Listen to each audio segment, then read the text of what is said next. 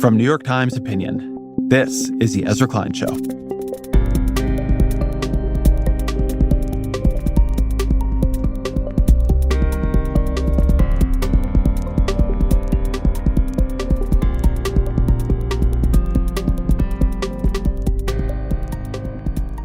If you are listening to the show, you're an odd duck. I mean, I'm an odd duck too. But if you're here, you can probably, say, list the Trump trials off the top of your head. You can maybe quote inflation data going back months. You probably hector your friends about what's in the IRA. And hell, you probably know what IRA means. I mean, what's wrong with you? We talk a lot about the left-right divide in politics. But there's this other divide, interested and uninterested. The people who follow politics closely and the people who avoid it as much as they can. And I think that divide is bigger, or it's at least harder to cross. If you're a liberal who loves MSNBC, you kind of get a conservative who loves Fox News. You have different ideas and different views. The things that are attractive to them might be repellent to you and vice versa. But you have a similar relationship to politics and political media. But if you're the kind of person who can't even imagine what it would be like to not know who the Speaker of the House is, it's hard to imagine the media habits and political thinking of someone then who has negative interest in Mike Johnson. But people who don't really follow politics do vote. In 2016, about 65% of them said they cast a vote for president. And Trump is winning this group handily right now. There was an NBC News poll from a few months ago that found 15% of voters don't follow political news, but Trump was winning them by 26 points. When you go up the scale of interest, Biden does better. Down the scale, Trump does better. Biden needs to win some of these voters back. But what drives their votes? And how do you reach them when they actively dislike and avoid political media? Yana Krupnikov is a professor of communication and media at the University of Michigan. Along with John Barry Ryan, she's the author of The Other Divide, Polarization and Disengagement in American Politics. So she literally wrote the book on this. So what did she learn? As always, my email, EzraKleinShow@nytimes.com.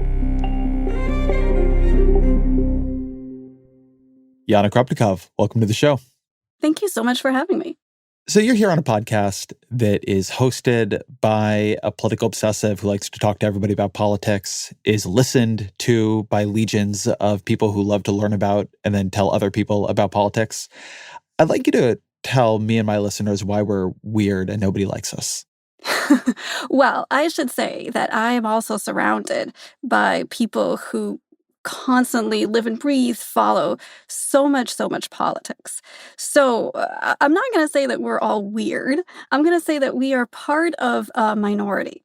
Basically, we can think of this idea of something that my co-author, John Ryan, and I call political involvement, which is kind of this extent to which you are engaged with politics.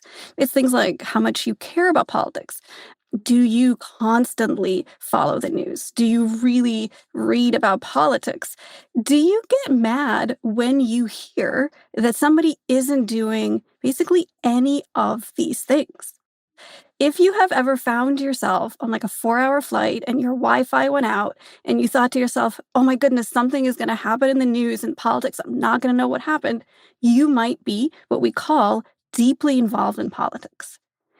Now, the thing is, what we find is that these deeply involved people are actually the minority. On our scale, they're maybe at about 20% of the American public across a variety of surveys. So it's not kind of that these people are super weird.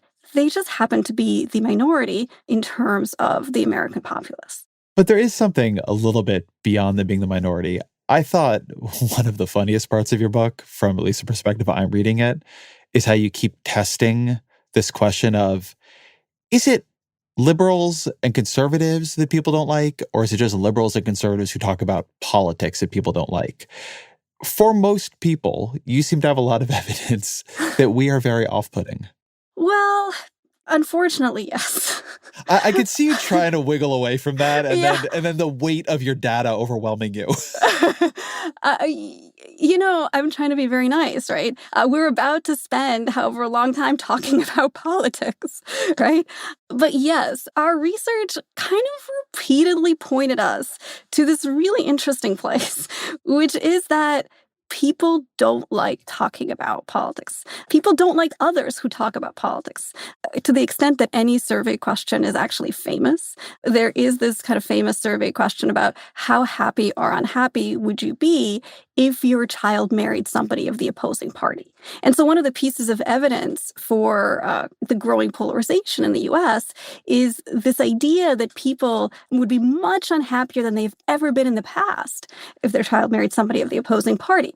So what we do with this question is that we add kind of a caveat to it. We say, okay, how happy or unhappy would you be if your child married somebody of the opposing party? But they're not going to talk about politics. They will never mention politics. And we see a weakening of this dislike of the other side. We see a weakening of this polarization, in part because we now promise people, well, your dinners aren't going to be this person from the other side talking about politics. But there is kind of even more evidence than just us. There's research, for example, on why people unfriend others on social media that suggests, yes, certainly, it's somebody who's posting things that you find kind of offensive and things you don't like from the other side. But it might be somebody from your side who's just continuously posting things about politics. It's this expression, that conversation that seems to sort of turn people off. People don't want to hear about it. So what's important about that difference? That difference between caring about politics and talking a lot about politics? To me, this is one of the most important things in the involvement divide, in part because there is this correlation between being politically expressive and being deeply involved in politics. Most of the people who we hear from about politics happen to be deeply, deeply involved. What that means is most of the voices that we're getting are these heavily engaged voices. Now, there's another thing that correlates with all of this, and that's your level of affective polarization. So the idea of how much you dislike the other side. So now the people we're most likely to hear from are people who are deeply engaged, people who are constantly following the news, and people who actually very, very much dislike the other side. That gives you a certain impression of what politics is like, but it also gives you a certain impression of what it means to actually be a person who is deeply, deeply involved. And so one of the things you might sort of say to yourself is, I can't be like this. I can't pay this much attention. I can't speak like this about the other party. I must not really care that much about politics, I guess, or I must not be that politically engaged. Another distinction of that divide is the possibility that the expressiveness and avoidance have a certain relationship. That the more kind of some people talk about politics, or they talk about disliking the other side, and they're constantly posting about it, the more that leads to people basically trying to avoid this political anxiety of trying to avoid this person. And I think that is, in some sense, further facilitating this divide. I think there's an assumption that people who do not like politics do not vote. And my sense from the data is that that is true at somewhat higher numbers than people who do like politics. But a lot of people are not engaged in politics, who are not expressive about their politics. They do vote. And they seem to be particularly important this year. There's been a lot of survey data suggesting that Joe Biden is doing, okay among quite likely to vote demographics and people, and that Donald Trump has a quite significant lead among more disengaged voters, voters who are not getting political news either at all or at least very often or from traditional forms of political media, voters who just don't vote very often. Like they are breaking for Trump very heavily. So first, can you talk a bit about this question of whether or not the uninvolved vote and what leads them then to do so? So I want to back up a tiny bit here. I think of involvement as a continuum rather than there being these two groups and there's this one deeply involved group and one completely uninvolved group.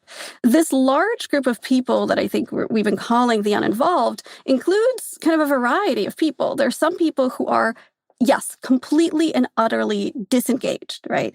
Those folks are probably not going to turn out and vote. They might say in a survey that they will vote, but it ends up being unlikely. Then there is sort of a much larger group of people who aren't living and breathing politics. They vary, right, in how much they might follow politics, how much they might follow the news.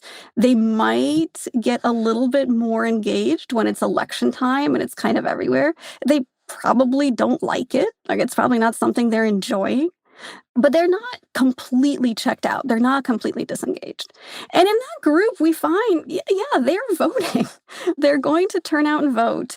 They are going to kind of keep abreast of what they might perceive to be key campaign moments. They're following their local news. They're just not living and breathing politics. But these aren't people who are completely out of it, who are completely and utterly disengaged. Well, one thing I've seen in the data I've been looking at is I agree with you, there is this continuum. But as you move across it steadily, you move from people likely to vote for Joe Biden to people likely to vote for Donald Trump. So there's been really good polling breaking people down by their media sources. And it's like, if you read a newspaper, overwhelmingly likely to vote for Joe Biden. If you don't follow political news, overwhelmingly likely to vote for Donald Trump. But in between there, if you're getting your news from cable news, you're a little bit likely to vote for Donald Trump. If you're getting it from YouTube and Google, which I think is describing people who are not primarily getting news, right? That's not where you really go for political news as a political news junkie. You're quite likely to vote for Donald Trump. In my memory, it's 13 or 14 points, but I could be off by a couple points there. If you're getting your news from social media, you're quite likely to vote for Donald Trump. If you're getting your news from digital news websites, you're quite likely to vote for Joe Biden. I think sort of in between there, you're seeing a similar continuum. So how do you understand the way this is breaking down this year, this sort of slide of engagement also being a kind of slide down towards Trumpism? This is an incredibly complicated question because it gets into questions of causality, essentially. What causes what? And I think we can have two stories, and both of them are going to be plausible in this particular case. One is that basically this decision to either follow mainstream news sources or to get your news via social media or YouTube or Google is something that has just been happening. And it just so then happens that if that's what you're doing, if that's how you're getting your news, the information you're getting is pushing you toward Trump. So that is the story, that the causal chain is from the information to your voting decision or to your supporting decision. But I think there's another story that I think is also actually equally plausible. And that is that your decision to not follow mainstream news and your decision to support Donald Trump are actually part and parcel of kind of the same phenomenon, the same psychology, which is that the same forces that are leading you not to trust mainstream news are actually also leading you to support Donald Trump. Or maybe you kind of supported Donald Trump, and so that's why you aren't following mainstream news, you're going to these other sources. This idea of kind of which way this direction is going is actually quite thorny. So we can tell that there is this co-occurrence between people who aren't going to places like newspapers, like digital news sources, and instead are getting their news from these other places. They're often termed the news finds me people, essentially. And that there's the support for Donald Trump. But I think it's questionable kind of how we got here and whether it's basically just a general distrust of the establishment that has led to both outcomes in that sense. One thing that's interesting, though, is that these less politically attached voters have not traditionally, certainly not always been Republican leaning. I mean, it used to be conventional wisdom in politics that a very high turnout election would be good for Democrats because the people who are not that involved and don't vote lean Democratic. And now the view is that that has flipped. Democrats do better among the people who reliably turn out to vote. That's maybe one reason they did pretty well in the midterms in 2022, maybe a reason they've been doing well in special elections. But if there's a really high turnout election, that actually might now be good for Donald Trump because those kinds of voters are more likely to support him. Do you have a view on why this seems to be changing over time? I think it's a lot of things coming together. So I think one is something you've already alluded to, which is a fragmentation of the media. So this idea that now there's a lot more places to get media. if you are a disengaged, non-news following voter of now, you are still getting information. You're getting this information from somewhere. There's, for example, this kind of amazing work by Yunji Kim at Columbia that people who avoid politics are actually picking up a lot of really interesting political ideas from entertainment news sources.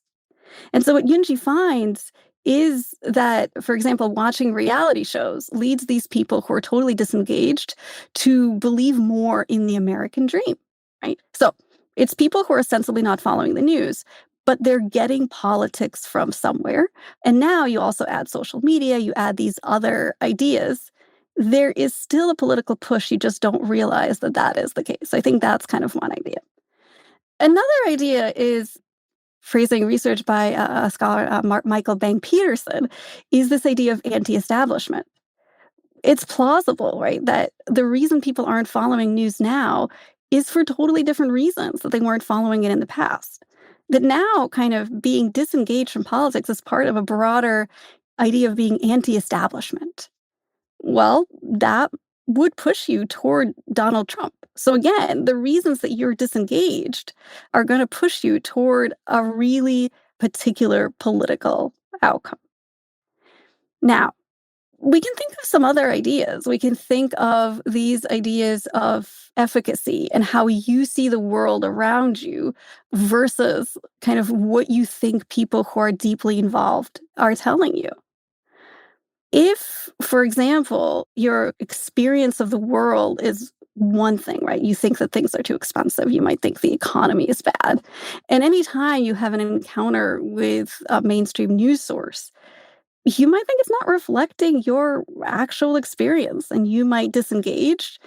And in this particular case, be pushed quite simply against the incumbent, which is Joe Biden. As our media environment switches, as we kind of get this capability to live in a world where the news does find you via the social media, via kind of these other places, what it means to be disengaged is very, very different. And what that means for your politics might be very, very different.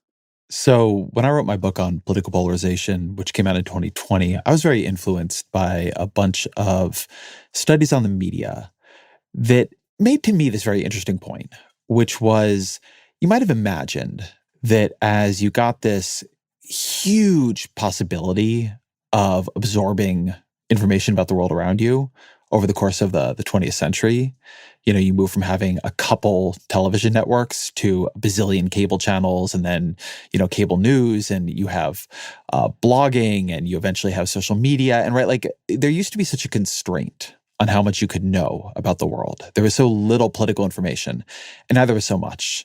And yet, net, people don't become more informed.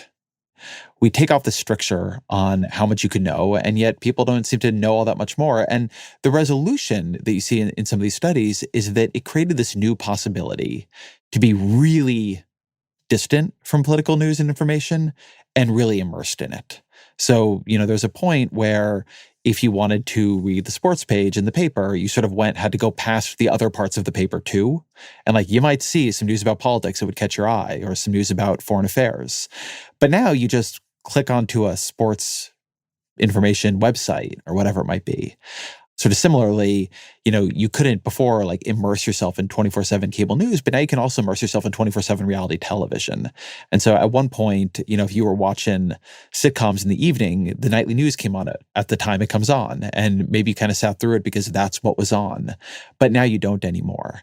And so there is this kind of growing, like you have this possibility to truly be into the news and this possibility to truly be outside of it, which creates this class of hyper news consumers and this class of genuine news avoiders. How much do you buy that explanation? Well, I mean, I'm a scholar of political communication, so you're speaking kind of the fundamentals of the discipline here, right?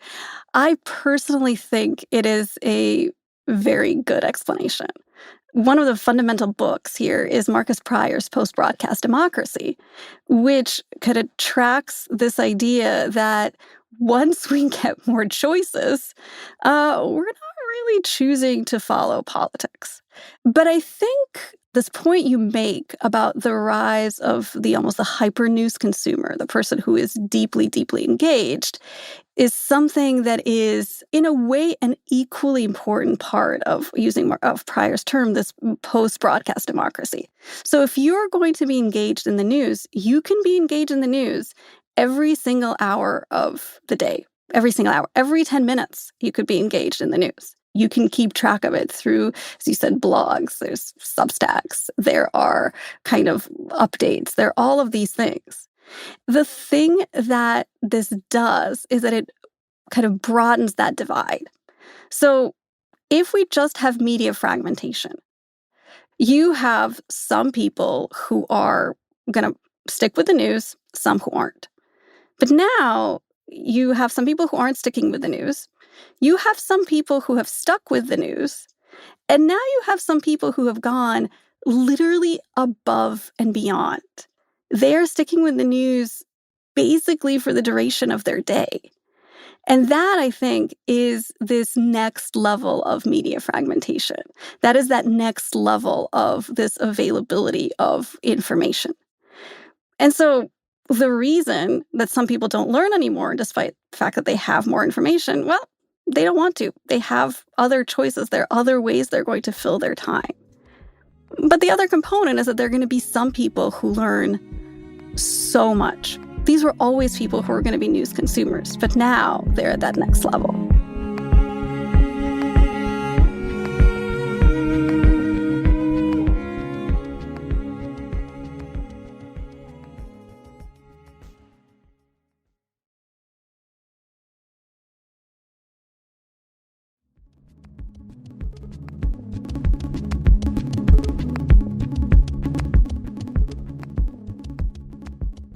One thing I notice is that when I talk to partisans of either side, the hyper-consumers you're talking about the people who don't typically turn out, they almost always believe it's because those people have extremely strong political opinions that are not being met by the system.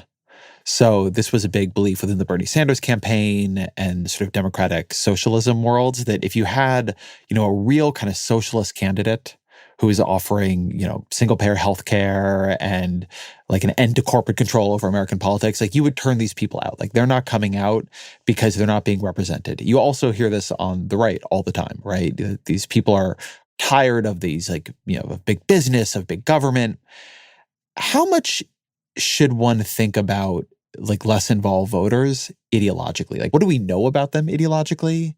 And then how much do their ideas or the general thrust of their ideas map on to one of the structured ideologies that dominate in American politics? I'm actually hearing two parts to your question. There are probably even more than that. So I'm going to split this question into two parts. Okay, the first part is, are there people out there for whom their two candidate choices aren't reflecting their true ideological worldviews? I think that is quite likely the case, right? Because we only have the two major parties. The two parties are basically like buckets for a lot of different ideas. So it's entirely plausible that somebody out there is basically not turning out in large part because there is no candidate that really reflects their views. That their views might be potentially, right, more liberal or more conservative than what is being offered. They're not quite there, and their preference is not to vote at all. So that's part one. I want to separate those folks out from people who are not involved.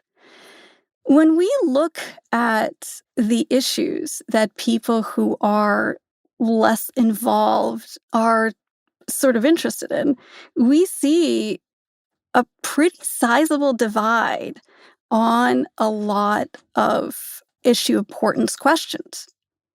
This is not the same as saying that their views don't map on to this left-right ideological continuum. They still are taking issues that are along with their at least partisan positions. What is different is the issues that they find really, really important.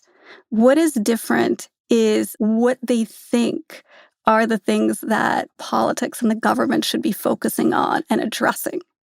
So where we see involvement mattering is not necessarily in how you line up, but what you think is important. So what do they think is important that diverges from the way the system acts?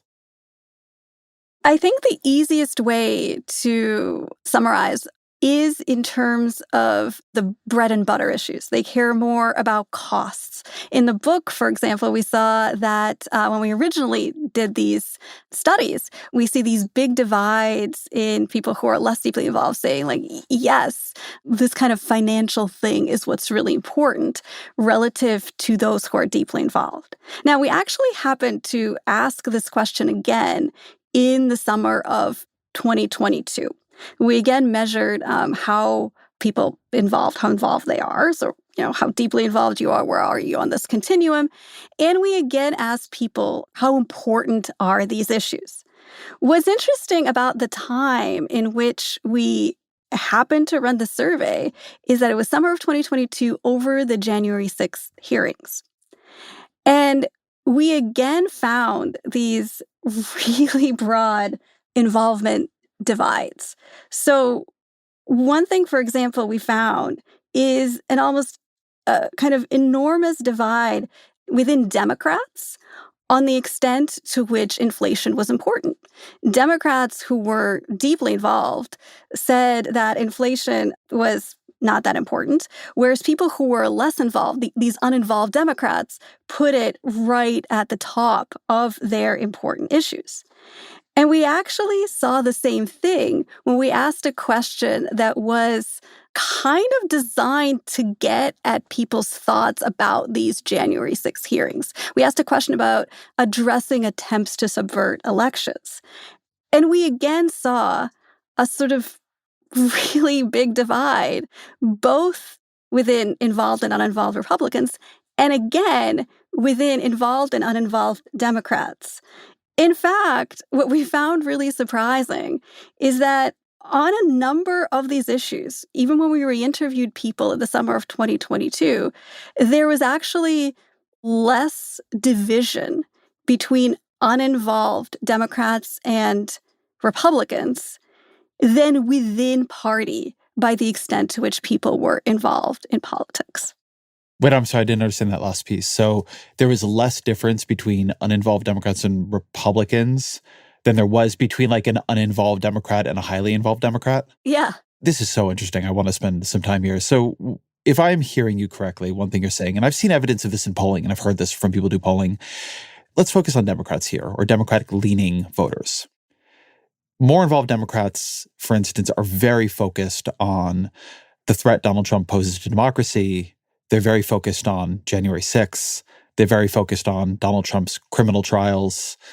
And less involved Democrats, as I understand it, are much more focused on affordability, inflation, cost of living, and do not seem to be highly moved by those issues. Is that both what you're seeing and sort of what you're saying here? Yes. And again, this is surveys from the summer of 2022, right exactly as the January 6th hearings are happening, we see basically exactly what you are suggesting. What the uninvolved Democrats are saying is key to them is inflation. They are not moved, or at least they weren't in our survey, on these attempts to subvert election. This is right during the televised January 6th hearings. So you were saying that was for you in a poll of 2022, but it reminded me of something I just saw in a poll from this year, from the Times. So this is Nate Cohn writing about a Times Siena poll that showed Biden trailing in swing states to Donald Trump, with the exception of Wisconsin, and also trailing Democratic Senate candidates. And Cohn was making this point that in the poll, it is these less engaged voters who are proving the problem for Biden. And so he says, quote, in the battleground states, Democratic-leaning irregular voters are far less likely to identify as liberal. They're much less likely to say abortion and democracy are the most important issues, and instead they're far likelier to cite the economy. They overwhelmingly say the economy is poor or only fair, even if they're still loyal to Mr. Biden, while a majority of high-turnout Democratic-leaning voters say the economy is good or excellent. What I found striking when I read that for the first time before we spoke was that it isn't just a view about politics, it's also a different view about the economy, right? Like those questions include a question not about how you think Biden is doing, but is the economy good or bad? How much of the increased materialism you're noting among these less attached voters is a function of income? I mean, is what we're seeing that poor voters are less likely to vote, but they rate economic issues more highly? Or does this not track any kind of simple demographic cut? There are two things here. So one thing that we very, very consistently find every single time we've asked about involvement is that income does predict involvement. The higher income you are, the more likely you are to be involved in politics. That actually makes sense if we think about the amount of time it takes to be that engaged with politics, right? We can think about what kind of job you might have, what your evenings or days might be like. And so I think it makes sense, right, that income would predict that level of involvement in politics as it does in our data. And so then, the question is, how much does all of that filter through into which issues you see are important? So I think some of it is likely there because income is predicting how involved you are in politics, right? Certainly income would predict the issues, right? And so you see that relationship. But I think there is also kind of an interesting underlying possibility there, and that is your relationship to politics. There's a scholar from 1922, Walter Lippmann. He basically argues that a lot of politics is basically pictures in our heads. It's how we imagine it, right? It's how we experience it. And so for people who are deeply involved, the pictures in our heads are coming from just a tremendous amount of information that they're constantly getting. They're reading about democracy. They're reading about threats toward democracy. They're reading about economic statistics. They're reading about unemployment and GDP and things like that. So their picture of politics is coming from this broad informational world. Now, somebody who is less involved and less engaged, they might have a different picture that emerges in their heads. Their picture might be coming from how they perceive their own lived experience and their own economic experience. They're not necessarily picking up on all of these more abstract ideas that are kind of existing about politics and explaining why you experience something and explaining why this is the big thing, where actually that is the important thing. And don't focus on this price or don't focus on this immediate thing. Focus on this other much bigger threat. The pictures in your heads are going to be fundamentally different. I wonder how much this suggests an explanation for Biden's troubles this particular year. The picture you're painting in my head of these sometime less involved voters is a class of the electorate that cares a lot more about bread and butter economic issues, that cares more about affordability, that isn't consuming that much political news. And that this particular year, we know, is breaking unusually heavily against the Democrat. And that's happening in a year when prices are really elevated, right? We had a big burst of inflation. We've had a long period of growing affordability problems in bigger ticket items like housing, healthcare, elder care, childcare, higher education. And now you have, kind of everything is expensive: eggs, coffee, gas, cars. You have this class that is absorbing less political information and is particularly sensitive to prices and cost of living dimensions. And so here we are. We have an election where Democrats really want to make an argument against Donald Trump. It's a highly political argument. He's a threat to democracy. He's unusually unqualified to hold the office he seeks. And they're doing it amidst a situation of very high prices and a lot of constant economic aggravation. And so the kinds of voters who you're describing, who are less likely to worry so much about these questions of democracy and more likely to worry about prices, are turning on Joe Biden. Highly engaged Democrats want to do things that appeal to highly engaged Democrats. They need to start doing something different or they're going to lose the election. How compelling of a gloss on 2024 is that to you? Based on the data that I've seen, That seems to be a very good guess to me. Looking at these differences within party by level of involvement on issues that have to do specifically with economics, like in the summer of 2022, inflation, suggests that the pictures in the heads are a bit different. And in some sense, I think it's difficult to convince somebody that they shouldn't be concerned about their own economic issues. It's hard to tell somebody not to worry or not to be nervous by feeling that things are too expensive. And I think that is the really, really difficult part. The attempt to push people to focus on things that honestly, in some way, just seem more abstract to them, I think is really hard, especially when what you notice is that the things you used to pay one price for are now tremendously more expensive.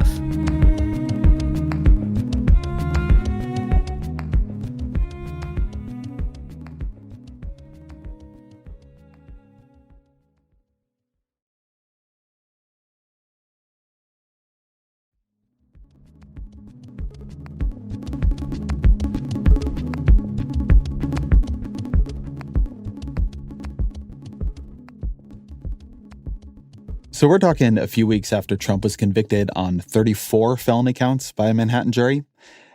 What have we seen in the polling since, and has it surprised you? So I think we've seen that there hasn't been that much movement.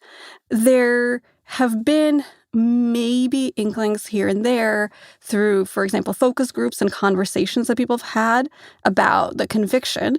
But really, we haven't seen kind of a mass breakthrough. Now, to be totally truthful here, it would have actually surprised me more if we had seen that after this conviction, there were all of these changes in the way people were going to vote. It seems like one of those cases where almost these null effects are what we would have expected rather than a mass change in public opinion or public behavioral intent on voting. But let me ask you why. So in my way of imagining, a lot of the voters we're talking about, they're not that interested in political news. They're not following the day-to-day. You know, when I do a long thing about how Trump's tariff plan is bad, nobody's going to read it. But so the opportunity to change minds is in a news event like this, where suddenly so much focus is on it. You know, all the news is talking about the same thing. Convicted felon is on all the headlines. It's, you know, happening as people flick around. That if anything is going to break through, it's going to be something like this. And the stability, I mean, I'm seeing the same thing in the polling you are. It has barely changed. The stability after the former president gets convicted on 34 counts, do you understand that as being because of people seeing it just don't care, or because they are not seeing it, or because they are seeing it and don't trust what it means, right? They're cynical that the justice system is fair or that Trump is being treated fairly. Is a null response a lack of knowledge, a lack of interest, or a lack of agreement?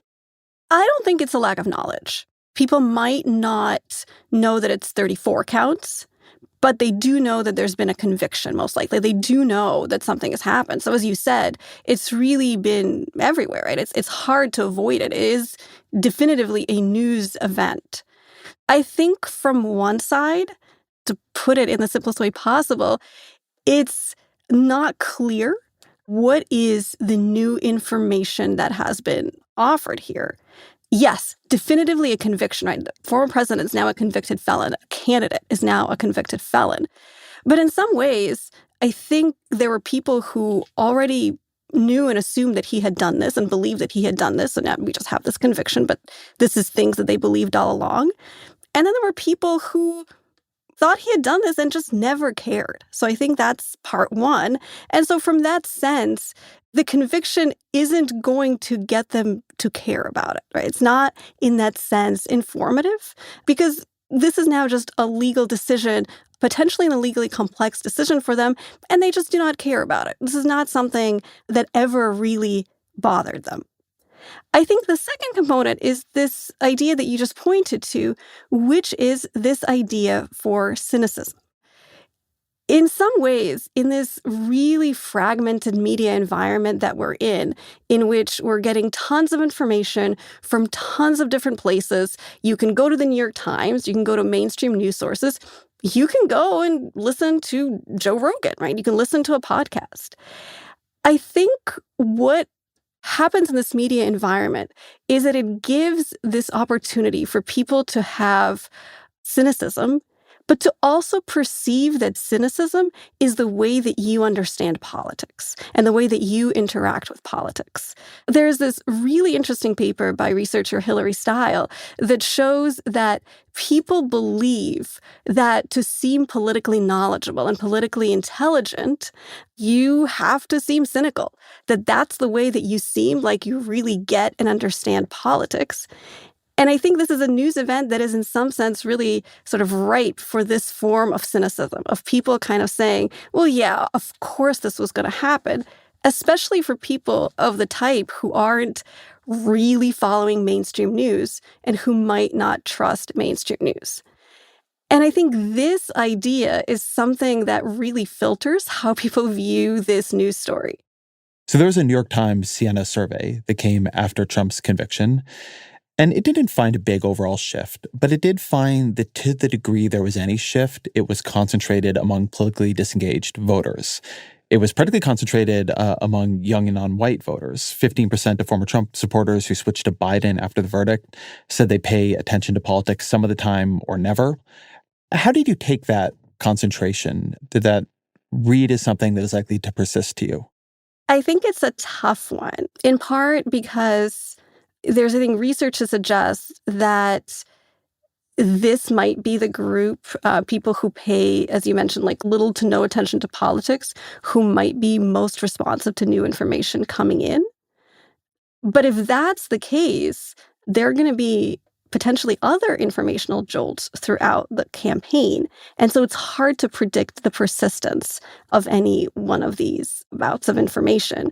It's certainly possible that it is a meaningful and it's an important shift. It would have seemed reasonable, right, that a candidate being convicted on 34 counts should be a meaningful shift for people. But again, if the idea here is that these are folks, in some sense, because they aren't paying as much attention, where other information might break through as well, the campaign is a long one. There's still likely things that we can't predict that will happen. There's a question here that I know a lot of Democrats are thinking about, which is, should they try to make people care about this more, or is this not the kind of thing the voters they need to attract care about? So, I mean, there are different plays Democrats can make, from making this a huge part of their advertising campaigns to doing things that are a little bit more stunt-like, to try to keep the conviction in the news, to try to keep focus on Donald Trump's conviction.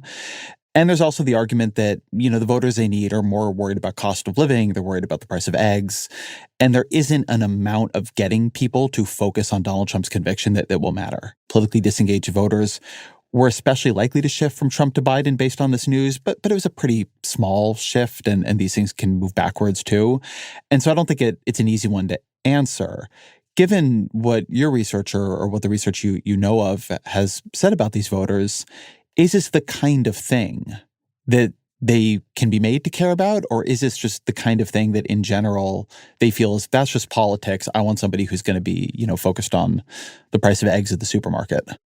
This is a tough question, in part because I think sometimes connecting what people say in surveys and what people do in experimental studies to what is actually going to happen to them, to what they decide in the moment, is often hard. It's not impossible, but there are no really easy answers here of saying, you focus on this thing, you present it in just this way, and you're going to get them to care about the Trump conviction. But I think another really interesting component here is this idea of cynicism. it almost feels that the more it becomes a talking point for one political party, the easier it becomes for people to dial in on this cynicism of saying, this isn't kind of a legal decision. This isn't justice being carried out. This is just more politics. This is just more political maneuvering. And I think it's a really tense and difficult tightrope. I'll be honest that this is one of the things that, to me, makes this particular conviction hard as politics. Look, there's a Georgia case that is moving more slowly. And that case against Donald Trump is about his attempt to use the office of the presidency to pressure officials to wrongly find voters for him or decide the election in his favor, right? It's a crime intrinsically related to the powers of the presidency. This one is a little bit more complicated. It's a crime about improperly accounting or hiding, really, payments to try to keep the Stormy Daniels information out of the news in order to help Donald Trump's candidacy, which is, when you stack them on top of each other, it does become a felony. I mean, it seems to me that the case is right on the law. But, the voters, even people I know who don't like Donald Trump, what a lot of them who are not super engaged in politics say to me is that, well, don't all politicians do something like this? Wasn't Bill Clinton hiding his affairs with people? And you're like, well, yeah, but there's an accounting dimension to this one. It doesn't seem to move them that much. Like, I do wonder if you're talking about a group that is already cynical about politics, one of the things that has seemed to me hard when I look at the focus groups, when I look at even the way people in my life have experienced this seems to fall into the bucket of, for many of them, things that politicians do because they are cynical and corrupt, and Donald Trump seems to be being prosecuted for it, as opposed to something that when you sort of lay out what Trump did, they are appalled and immediately back off from him. Yeah, so cynicism around politics is something that has been in research and in the literature for a really, really long time. If we look at measures and surveys of how we capture political cynicism, it's ideas like, are politicians kind of just out there for themselves? Are they just trying to win? Are they just in it to be corrupt and get things for themselves and win elections, and they don't really care about people? So this very idea you just mentioned, oh, they're all kind of doing this, they're all engaged in this behavior, it's very much present. I think another thing here is this idea that cynicism has become a deeply connected part of politics, even just talking about it generally. Jamie Druckmann and Thomas Leeper have this really interesting paper where they talk about something termed as pretreatment. So what is pretreatment? It means that you've been exposed to something for so long that really now it's hard to move you on it. Well, if we've been exposed to this idea of political cynicism, of believing that everyone's corrupt and if everyone's terrible and everyone's just out it for themselves in terms of politicians, we've been so heavily pretreated that it's hard, once you've been that pretreated, to get information that can move you. Breaking through is really, really difficult. Breaking through means convincing somebody that this isn't just the ordinary kind of political machinations, that this is something extraordinary. But here then you get to the other really difficult piece. Going back to the Littman politics and frankly the world is made of pictures in our heads. There's a question of how the picture gets into our head. And we were talking earlier about how, you're a political junkie, maybe you're listening to the Ezra Klein show, right? And we're putting some pictures in your heads right as we speak. It's happening here in real time. But if you don't follow politics, it is harder for politicians to get a picture into your head. There's a quote from a Democratic pollster. That's why it's hard to move the race based on actual news. They aren't seeing it and they don't care. So, let's say you have the view that I'm at least putting forward here, which is that you really need to persuade these voters that Donald Trump, who has, to be fair, a highly inflationary agenda built on strengthening the dollar, so imports are more expensive, built on a 10% tariff, built on a mass deportation of low-wage labor that would cause havoc in construction and agricultural costs, built on a bunch of other things that I think you should expect from basic economics will raise prices. You want to persuade them that this is a bad bet, that even though you're sort of nostalgic for 2019, when we had not yet had the pandemic-induced supply shocks and the inflation, that Donald Trump is not going to bring that back. He's bad at governing. But they're not tuning in to Chris Hayes making this argument on MSNBC. They're not listening to my show. They're not reading the New York Times. How do you reach them? Reaching, I think, these folks is a challenge. One thing I want to take a slight issue with is the quote from the pollster that you just mentioned, which said that they don't care. I don't think that's a correct or sort of reasonable way of characterizing a lot of people who aren't involved. They might care about different things, but they do care. A lot of them turned out to vote in a pandemic. So to say that they don't care is, I don't think it's necessarily fair to that group of people. Now, the second question is how to reach these people when they're not exactly tuning in. That's something that's actually been challenging for a really long time. Yes, the media environment is totally, totally, totally different now. But if we go back all the way to even kind of the 1960s, there were these concerns about how do we get to people who basically aren't following politics, who aren't paying attention to information. One of the arguments there was something called the two-step flow, which is the idea that as long as there was somebody in your network who followed politics, it was okay that you didn't really, because that person would just tell you about it. The issue that I think we have reaching these people is something that there's a book by Ann Huckfeld and Ryan, where they argue that, yeah, you have people talking to each other, but these people aren't, as they say, encyclopedias. The information they're giving each other, even if you're the person who knows a lot about politics, is essentially going to be kind of biased to what you think should happen politically. So that's actually not a solution either. So I realize that your question was looking for solutions, and I just gave another problem. I think the question of reaching these people is in terms of thinking how they perceive politics.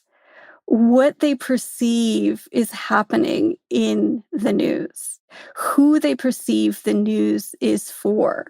Why do they think somebody is posting on politics to social media? I think kind of reaching these people goes to your point of modeling what it is that they seem to be disengaged by and what is it that they tend to be avoiding. But I think the problem with that is that it suggests that a lot of really earnest forms of communication might not necessarily be all that effective. As I sort of track like the rise of, other podcasts and kind of YouTube shows and TikTok and so on, one of the things that seems kind of obvious to me is that a lot of people get their news and their political opinion somewhat ambiently.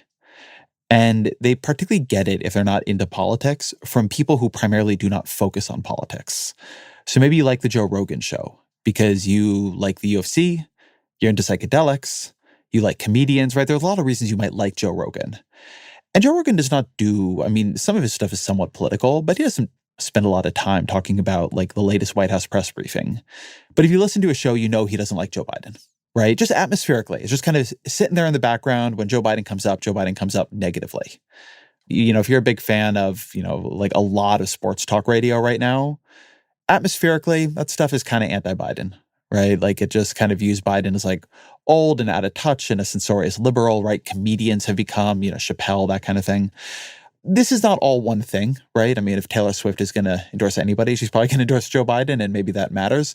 But it does seem to me, particularly in like this alternative media age, like it has become more not just sort of like Democrats. I'm not sure that's actually the right way to think about it, but anti-establishment, anti-institutions, anti-elites.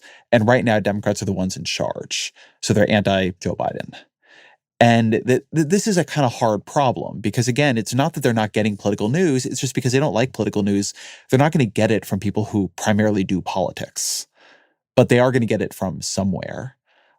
One thing I just see in a lot of these numbers is Democrats have lost a lot of ground potentially among this class of influencer, this sort of like anti-institution, anti-elite, a little bit broier. Do you see that is there any evidence for that? Well, I think what there is increasing evidence for is this very idea that you are pointing to, which is people are getting political information from places they don't realize are political. There's this really interesting research by my colleague here, Ariel Hazel, which looks at what she terms aspirational influencers and how ostensibly these influencers are kind of lifestyle health influencers, but they actually end up giving people a lot of political information that in some senses can be almost quite conspiratorial. People don't realize that what they're getting is politics. And I think that idea of you don't necessarily think of this as getting politics. So you're not avoiding it. You're not hiding from it. You're taking in almost this broad idea of a worldview. I think it can be quite powerful. But I think another thing that we can think about is this idea that has recently come up quite a bunch in pop culture, which is parasocial relationships. When you are engaging with an influencer, you are constantly following them. You are, in some sense, almost feeling like you know them. They become somebody you might think of as a sort of friend. And so, what we know about politics is that getting your information through networks, through friends, can be extraordinarily powerful. If you're talking to a friend, you're more open, you're listening to their ideas. That's really, really different than reading the news or hearing a journalist tell you what has happened. These parasocial relationships are incredibly difficult to study. But in theory, if they are occurring, they make these things so much more powerful because in some sense they've now are replicating these close friendships that we see being really powerful in political influence. And I think to take this one step further, what I'm suggesting is that first, all that 100% is happening. Absolutely.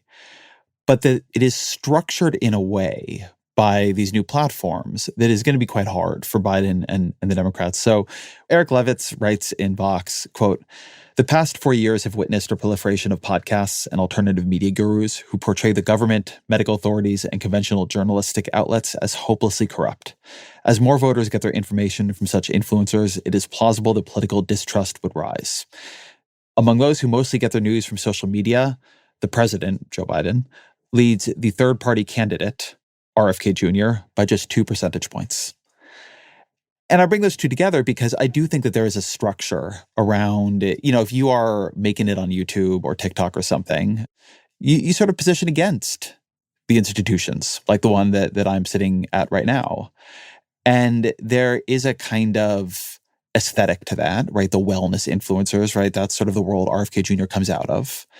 And so I'm not sure this is all pro-Trump. Actually, I think it's one reason RFK Jr. is doing fairly well. But it is a very tricky world for people who lead institutions or who are themselves institutionalists like Joe Biden to navigate. Oh, absolutely. I think one of these sort of affordances of social media is that um, it allows people to, in a way, reflect these information streams that only used to be person to person. But now, with these platforms, people who have these platforms, they have a kind of an unprecedented ability to reach a lot of people without there being any check on sort of what they are transmitting to people. And so, returning to Ariel Hazel's work, what is interesting about what she's showing is these ideas that these influencers, in some sense, seem aspirational, but that they're also giving you this almost like secret, really special information that you aren't going to get somewhere else. And I think that is in part the draw. The idea that you can go to mainstream media and get basically the same information everyone else is getting, or you can do one better. You can get this special information that perhaps the mainstream media doesn't necessarily want you to have. There is this really great paper that actually has a really apropos title, which is Only Sheep Trust Journalists. And it's by Nelson and Lewis. And what they find in this paper is that people actually really pride themselves on not trusting mainstream news in a lot of cases. That they pride themselves on kind of going elsewhere and being really cynical about it and being really skeptical about what's being offered.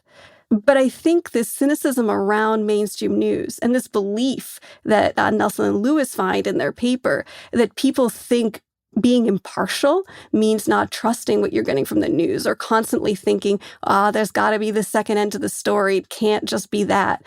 And thinking that being cynical is how you get politics and how what's happening. I think that acts as a really giant filter.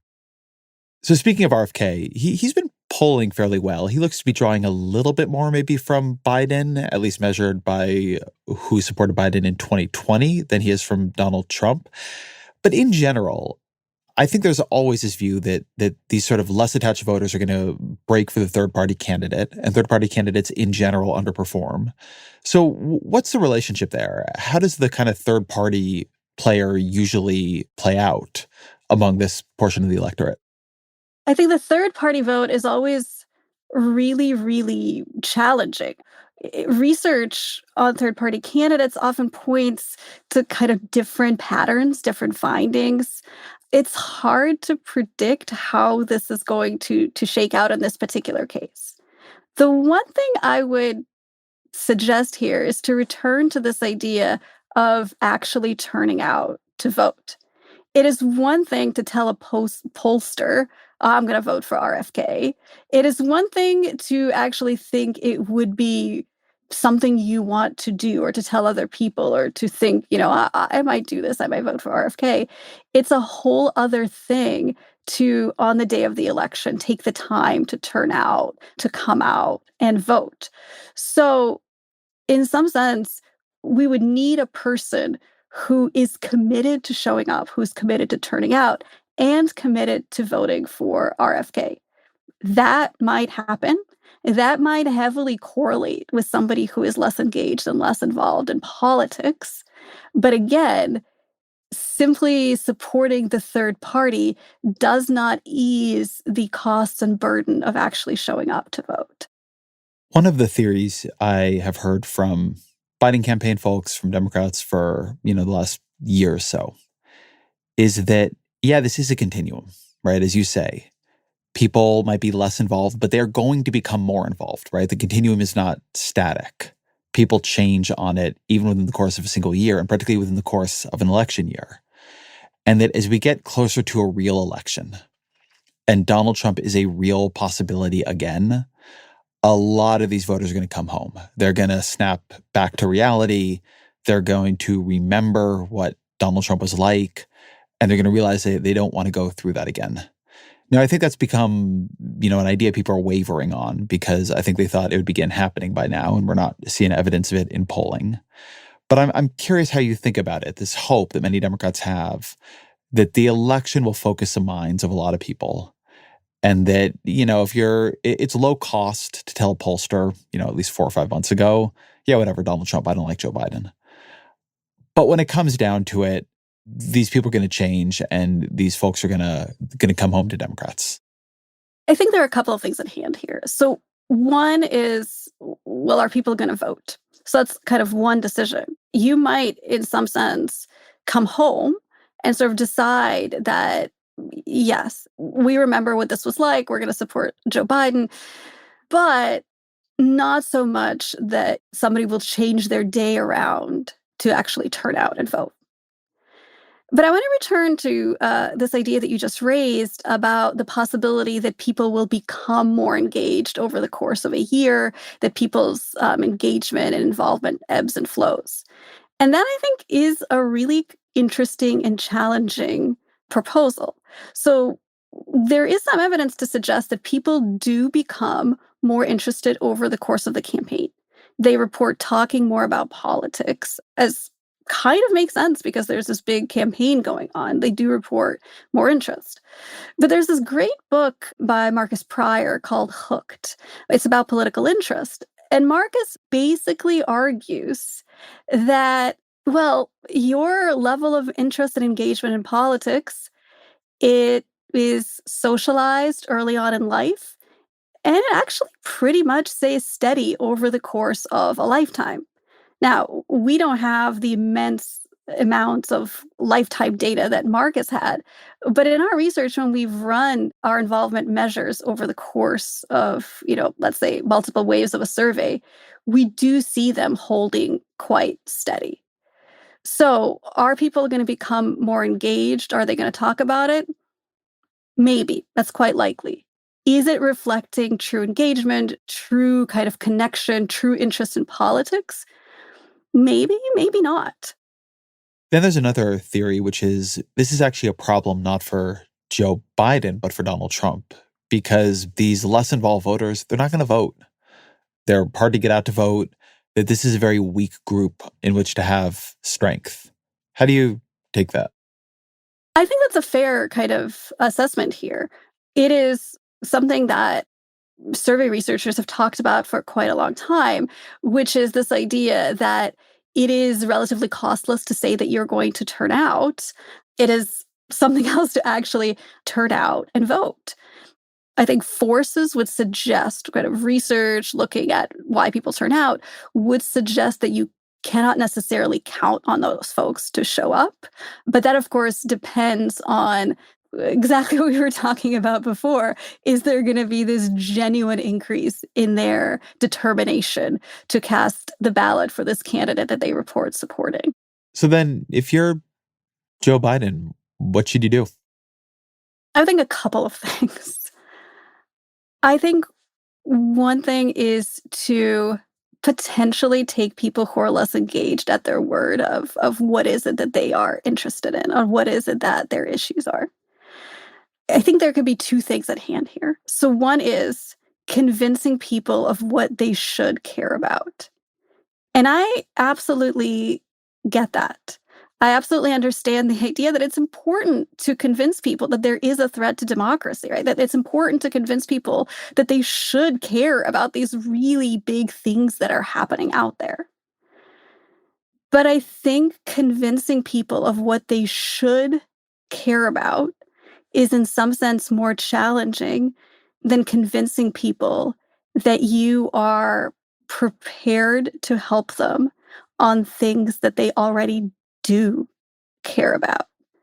There also needs to be some level of acknowledging what is it that people do place at the forefront and what you're actually going to do about those things as well. And I think that is the challenge. Then always our final question. What are 3 books you would recommend to the audience? So my 3 books, I think, are going to have a theme, which is about talking to other people. The first book I would recommend is a book called What Goes Without Saying by Taylor Carlson and Jamie Settle, which is about how people talk to each other or actually don't talk to each other about politics, which is a really kind of fascinating book, especially for people who really like talking about politics, about what everyone else feels like. The second book is a forthcoming book, again, by Taylor Carlson, who is a professor at Washington University in St. Louis. It's a book called Through the Grapevine, which is a book about what happens when we count on other people to tell us about political news, how people get it wrong, and what ends up happening if that's who we are dependent on. I'm going to deviate from the academic track here, so my apologies. Or maybe it's like, maybe that's what people want. And it is a book called Sorry I'm Late, I Didn't Want to Come by Jessica Pan, which is about dealing with other people as an introvert. It is an incredibly funny book, but it also gets at this idea of looking at the world from the eyes of somebody who is completely different than you, which kind of speaks to all 3 books. Yana Krupnikov, thank you very much. Thank you for having me.